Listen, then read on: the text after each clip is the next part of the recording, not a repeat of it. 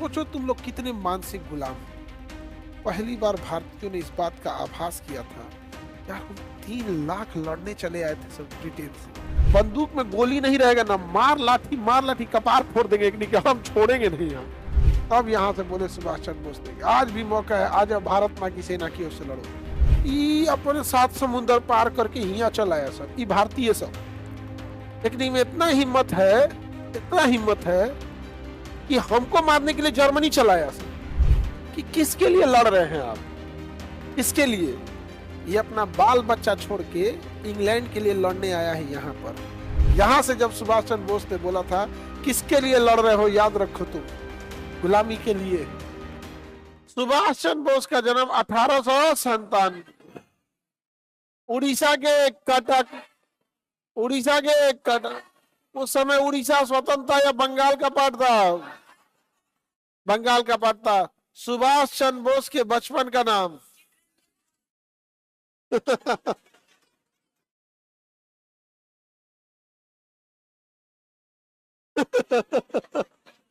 चित्तरंजन दास बोलते हैं। सुभाष चित्तरंजन दास उनके गुरु का नाम था। 1920 में उन्होंने इंडियन सिविल सर्विसेज परीक्षा पास की, लेकिन असहयोग आंदोलन के दौरान उन्होंने क्या कर दिया, त्यागपत्र दे दिया। क्या कर दिया? त्यागपत्र दे दिया। वो कांग्रेस के 2 बार क्या रहे थे, अध्यक्ष रहे थे। बचपन का नाम 2 लोगों का पूछता है, विवेकानंद का पूछता है और स्वामी दयानंद सरस्वती का पूछता है, मूल शंकर और नरेंद्र दत्त। आगे बढ़ते हैं। सुभाष चंद्र बोस 1920 में इंडियन सिविल सर्विस की परीक्षा पास हो जाता है, लेकिन असहयोग आंदोलन के दौरान महात्मा गांधी के कहने पर नौकरी छोड़ देते हैं। महात्मा गांधी सबसे ज्यादा अगर किसी से कुछ छुड़वाए हैं, सबसे ज्यादा अगर किसी का कुछ छुड़ाए हैं सुभाष चंद्र बोस का। नौकरी छुड़वाए 1921 में और 1939 में कांग्रेस पद पे थे। लेकिन महात्मा गांधी को राष्ट्रपिता कह के किसने संबोधित किया? सुभाष चंद्र। दूसरा आदमी रहता ना, इतना तो नाथूराम गोडसे कई टुकड़ा में काट देता। चलिए देखते हम लोग। 1920 में क्या निकाले? इंडियन सिविल सर्विस, और त्याग पत्र दे दिए अगले साल, क्योंकि गांधी जी बोले थे अच्छे दिन आने वाले हैं। सुभाष चंद्र बोस से क्या छुड़वा दिए? नौकरी। सुभाष चंद्र बोस 1938 में कांग्रेस के हरिपुरा में अध्यक्ष बने थे। क्या बने थे? फिर अगले साल 1939 में त्रिपुरी में अध्यक्ष बन गए। त्रिपुरी में तो महात्मा गांधी के कहने पर त्यागपत्र दे दिया। गोडसे अगर नौकरी छोड़ा रहता तो आज तक नेता हल्ला करता था कि गांधी के कहने पे नौकरी छोड़ दिया। ये बात सही बोल रहा है। आज तक हल्ला करता कि चपरासी के नौकरी छोड़ दिया इनके कहने पे। लेकिन इन लोग में आपसी अंडरस्टैंडिंग बहुत अच्छी थी। सुभाष चंद्र बोस हकीकत में नरम दल में सेट भी नहीं हो पाते, नरम दल वाला आदमी नहीं था। तो बताइए सुभाष चंद्र बोस 1938 में कहा अध्यक्ष बने? हरिपुरा। और 1939 में त्रिपुरी। कहां पे? त्रिपुरी। त्रिपुरा नहीं जी, त्रिपुरी। त्रिपुरी कहां पर? त्रिपुरी। ये मध्य प्रदेश में जगह है त्रिपुरी। मध्य प्रदेश में जबलपुर के पास एक जगह है त्रिपुरी, वहां पर अध्यक्ष बने थे। इस समय चल रहा था, जरा गौर से देखिए 1939 को ध्यान से, वो सेकेंड वर्ल्ड वॉर का समय चल रहा था। अंग्रेज सब अभी फुल फॉर्म में थे सब, और सेकेंड वर्ल्ड वॉर ज्यादा दिन चला भी नहीं था। अंग्रेजों के पास गोली बारूद की कमी नहीं थी। और गांधी जी देख के आए थे विंस्टन चर्चिल को। इस समय प्रधानमंत्री विंस्टन चर्चिल था। उसने पहले आदेश दिया मशीन गन से गोली मरवा देना, अगर कोई कुछ बोले तो, कोई कुछ बोले तो सीधा गोली मरवा देना। इसलिए महात्मा गांधी ने कहा सुभाष चंद्र बोस से कि देखिए आपको हम दोबारा इस्तीफा दिलवाने वाले हैं। सुभाष चंद्र बोस ने कहा कहां से? ये से दिलवा रहे, आप कांग्रेस का अध्यक्ष पद छोड़ दीजिए, नहीं तो पूरे पे प्रतिबंध लग जाएगा। बेहतर होगा। तो सुभाष चंद्र बोस ने कहा कि तो करेंगे क्या हम, हर जगह से तो आप हमको छुड़वा ही रहे हैं।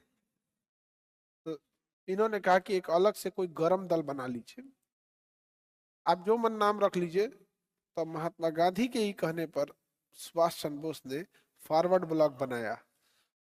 फॉरवर्ड ब्लॉक बनाया और जस्ट अगले साल 1940 पे फॉरवर्ड ब्लॉक पे अंग्रेजों ने प्रतिबंध लगा के सारी संपत्ति जब्त करके सुभाष चंद्र बोस को जेल में भेज दिया। इसी वजह से सुभाष चंद्र बोस महात्मा गांधी का बहुत रिस्पेक्ट करते थे। ये आदमी पहले भाग जाता था, तो महात्मा गांधी से पूछे कि कैसे पहले भाग जाते थे, कहे कि यही नहीं कि चोटन के मोहल्ला में पढ़ाई हम भी किए हैं। ये चोरवन के मोहल्ला में पढ़ाई हम भी किए हैं। और नहीं, अगर सुभाष चंद्र बोस अलग नहीं हुए रहते तो 1940 में पूरा कांग्रेस खत्म कर देता कि नहीं, खत्म कर देता। तो 1940 में भड़काऊ भाषण देने के आरोप पर इन्हें जेल हो गया और इन्होंने 1939 में छोड़ा और क्या बना लिया, फॉरवर्ड ब्लॉक। और जस्ट अगले साल क्या हो गया, जेल हो गया। और जेल से जब ये रिहा हुए तो कहां चले गए, जर्मनी। किससे जाके मिले, हिटलर। हिटलर ने इन्हें क्या बोला, नेताजी। हिटलर ने इन्हें क्या बोला, नेता। और हिटलर से कहे कि आपने भारतीय सैनिकों को पकड़ा हुआ है, तो कहा कि पकड़े हुए हैं, आया था सब मारे, मारे आया था सबको, हिटलर को। कहा हमको दे दीजिए, हम इसको बैक गियर लगा के ब्रिटेन पे मार देंगे। हिटलर का कुंजी समझे, अपने 7 समुंदर पार करके हिया चल आया सब, ई भारतीय सब। लेकिन इनमें इतना हिम्मत है, इतना हिम्मत है कि हमको मारने के लिए जर्मनी चलाया सब, लेकिन इतना दम नहीं है कि पलट के भारत में रह के अंग्रेजों को मार दे। किस देश से आए हो यार तुम। सुभाष चंद्र बोस को बहुत बेइज्जती फील हुआ था, बहुत बेइज्जती फील हुआ था, किसी को फील होगा। और अंग्रेज, हिटलर ने एक तंज कसा था भारतीयों पे उस समय कि किसके लिए लड़ रहे हैं आप, किसके लिए। ये अपना बाल बच्चा छोड़ के इंग्लैंड के लिए लड़ने आया है यहाँ पर, अपने देश में मारने न हिम्मत नहीं है कि मार दे, ये लड़ेगा आपके लिए। सुभाष चंद्र बोस, अब गलती थी हम लोग की, 3 लाख भारतीय थे, ब्रिटेन के कहने पर लड़ रहे थे। हिम्मत देखो उनकी, मानसिक गुलामी देखो उनकी। 5000 सैनिक केवल अंग्रेजों के थे यहाँ पर, घूम के तमाचा तमाचा मारते सब ना, पता नहीं मानसिक विकास नहीं ना था। आज अंग्रेज रहे सब ना, आज अंग्रेज बिहार में तनी कोई अंग्रेज आ जाए आज की डेट में, मानते चले वो हम लोग को मारेगा। सुभाष चंद्र बोस ने भारतीयों को समझाया कि देखो, तुम लोग की वजह से आज हम लोग का सर शर्मिंदा होना पड़ रहा है। तुम भारतीय हिटलर को मारने के लिए इंग्लैंड भारत से यहां चलाया, तोरा भारत में अंग्रेज नहीं दिखा था सब। सोचो तुम लोग कितने मानसिक गुलाम हो। पहली बार भारतीयों ने इस बात का आभास किया था, यार हम 3 लाख लड़ने चले आए थे सब ब्रिटेन से, उस ब्रिटेन के कहने पे चले आए थे जिसने हमें जलियांवाला बाग में मारा था। उस ब्रिटेन से हम मारने चले आए थे जिसने भगत सिंह को फांसी दिया, जिसने खुदीराम बोस को फांसी दिया, जिसने अशफाकुल्ला खान को फांसी दिया, जिसने चंद्रशेखर आजाद को पार्क में मजबूर कर दिया गोली मारने के लिए, जिसने 1857 की क्रांति किया, झांसी की रानी को बेदखल कर दिया। हम उसके कहने पे आ गए हैं। सुभाष चंद्र बोस ने कहा था कि आपने जो पाप किया है उसका कोई माफी तो है ही नहीं।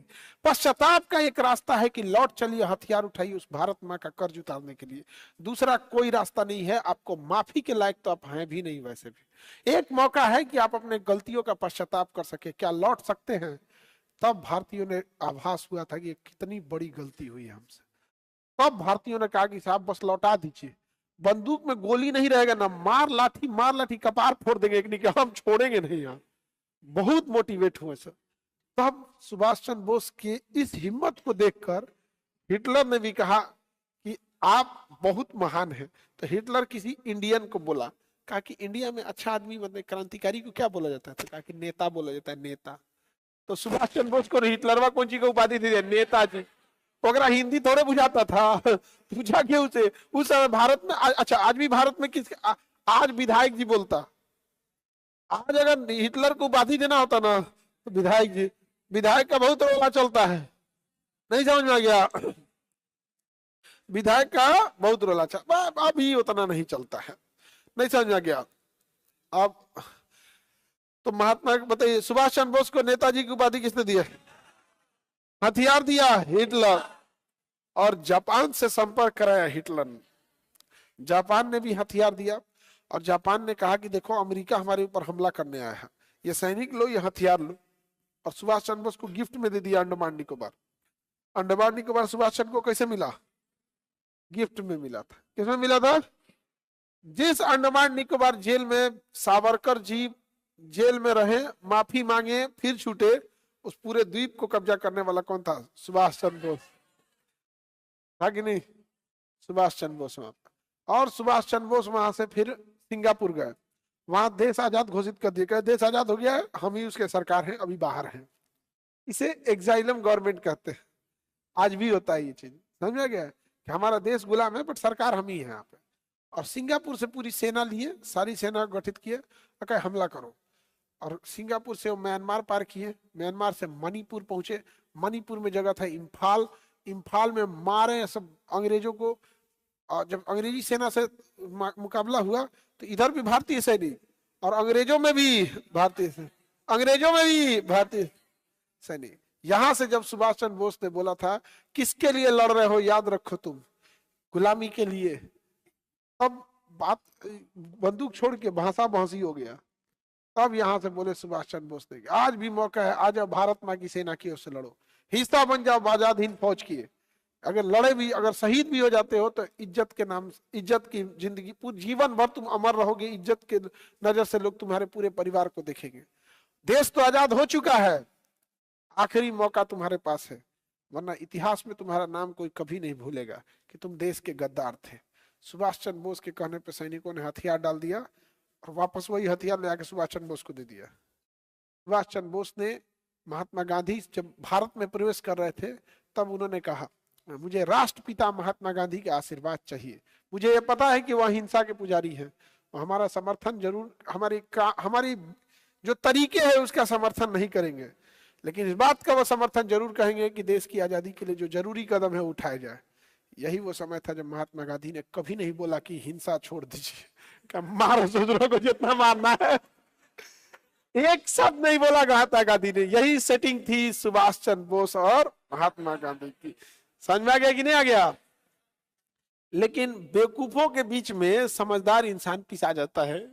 गांधी क्या हो गया? पिस गया बेचारा, पिस गया बेचारा, बड़ी दुख होता हो, गांधी को बहुत दुख होता हो, नहीं बेचारा दोनों ओर से पिसा गया वहां पे।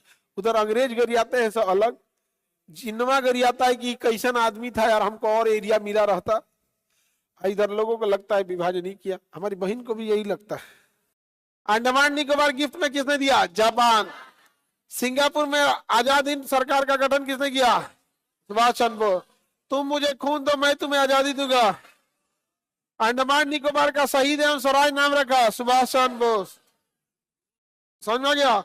महिलाओं के लिए लक्ष्मी ब्रिगेड किसने बनाया? सुभाष चंद्र बोस। समझ में आ गया कि नहीं? आ जाएगा। आजाद हिंद फौज, और मेरी और ध्यान समझना, इसमें बड़ी कंफ्यूजन की चीज है। आजाद हिंद फौज सुभाष चंद्र बोस ने बनाया नहीं था, तो पहले से एक संगठन थी, बट वो संगठन ज्यादा वर्क नहीं कर पा रही थी, और वो बड़े एक बूढ़े इंसान के कंधों पर थी, कैप्टन मोहन सिंह। तो सर्वप्रथम कैप्टन मोहन सिंह ने इसे क्या किया था? आइडिया दिया था आजाद हिंद फौज का, और रास बिहारी बोस उसे चला रहे थे। तो बताइए आजाद हिंद फौज किसका आइडिया, किसका था? आजाद हिंद फौज आइडिया था, चला रहे थे रास बिहारी बोस, बूढ़े हो चुके थे। उन्होंने सुभाष चंद्र बोस को बुलाया और कहा इस आजाद हिंद फौज को इस बूढ़े नहीं, एक यंग बच्चे के कंधे की जरूरत है, मैं तुम्हें इसकी जिम्मेदारी देता हूं, क्या तुम इसका निर्वहन करोगे? सुभाष चंद्र बोस ने कहा ए भाई, हम तो गौरव दल के आदमी, खाली दिन भर मारे के लिए सोचिए नहीं रहे, आप उससे उठा के इतना बड़ा फौज देते हैं, दीजिए ना, आप देखिए हम कैसे मार करते हैं। और उसी समय इन्होंने अपने को क्या घोषित कर दिया? आजाद। सरकार कहाँ बनाया? सिंगापुर में। कहाँ बनाया? सिंगापुर। कहाँ सरकार बन गई? अभी हम लोग सिंगापुर में आ रहे हैं लोग भारत, तो कहाँ भारत आ रहे हैं, तो रेडियो चालू किए, ऑल इंडिया रेडियो पे उन्होंने बोला मैं राष्ट्रपिता महात्मा गांधी का समर्थन चाहता हूँ, मैं आजाद हिंद फौज को लेकर भारत की ओर बढ़ रहा हूँ, आजाद हिंद फौज की सरकार ने आजाद हिंद सरकार का गठन कर लिया है। आजाद हिंद सरकार 1943 में सिंगापुर में चल रही थी और वहां से ऑर्डर दिया गया, सुभाष चंद्र बोस ने कहा कि मैं आजाद हिंद सरकार का कार्यकारी प्रभारी अपनी सेना को आदेश देता हूं कि सेना म्यांमार के रास्ते भारत की ओर प्रवेश कर जाए। सेना के कमांडर डिसाइड हुए लोग यहाँ पर और चल दिए लोग आजाद हिंद फौज की सरकार। आगे जाके घोषित किया गया कि आजाद हिंद सरकार के सैनिकों ने अंडमान निकोबार को अंग्रेजों से आजाद करा दिया है, इसका नाम शहीद एवं स्वराज रहेगा। आजाद हिंद फौज की सरकार अपने सैनिकों को आदेश दी कि मणिपुर के रास्ते आगे बढ़े। 3 दिन में पूरा मणिपुर कब्जा हो गया, पूरा का पूरा किस पे कब्जा हो गया। अगले 1.5 महीने में आजाद हिंद फौज के सैनिकों ने पूरा यूपी बिहार छाप लिया। इसी बीच अमेरिका उठा तो 1945 में 2 साल लगा था टोटल भारत में छापते हुए। 1945 में अमेरिका जापान में परमाणु बम फेंक दिया। जापान कहा कि भाई हम तो सरेंडर कर दिए। सुभाष चंद्र बोस के जा भैया हथियार पैसा सब वही दे रहा था और उधर हिटलरवा मारा गया। जा 2 आंख दोनों फूट गई।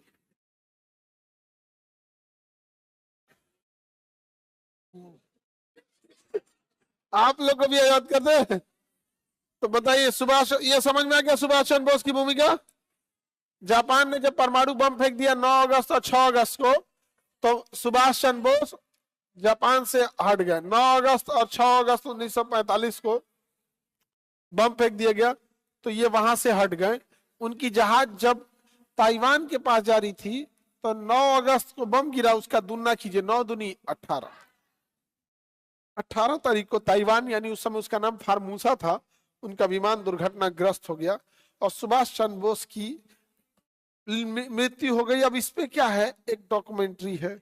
अब कि कहते हैं लोग कि उनकी मृत्यु नहीं हुई थी, वो भूमिगत होकर गुप्त रूप से जीवन जी रहे थे कि अंग्रेज उन्हें फांसी ना दे दे। अब यहाँ क्या है ना कि भाई देश आजाद हो गया तब तो आ ही सकते थे, देश आजाद हो गया तो आ सकते, उनका तो कोई दुश्मन था ही नहीं।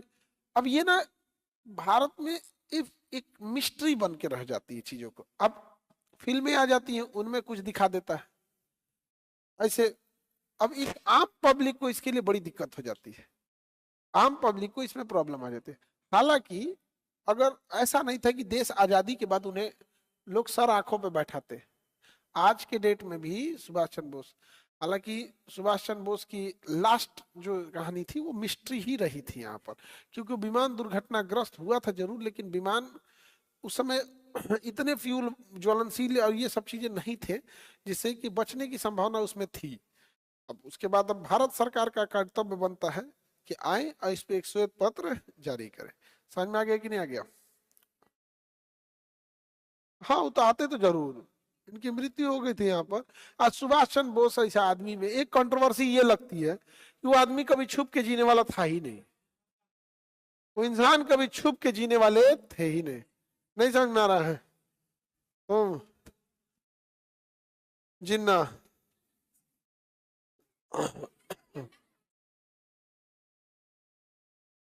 जिन्नी है ये।